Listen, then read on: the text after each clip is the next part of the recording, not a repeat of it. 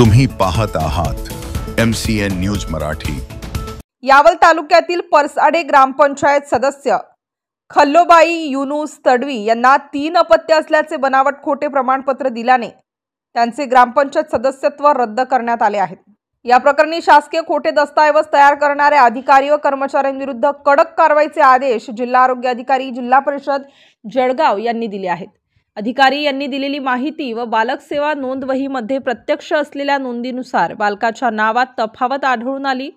सदर खाडाखोड ही कोणाच्या दबावाने करण्यात आली किंवा काही आमिष दाखवून करण्यात आली आहे का असा प्रश्न उपस्थित करत वरिष्ठ कार्यालयाने हे आदेश निर्गमित केले आहेत।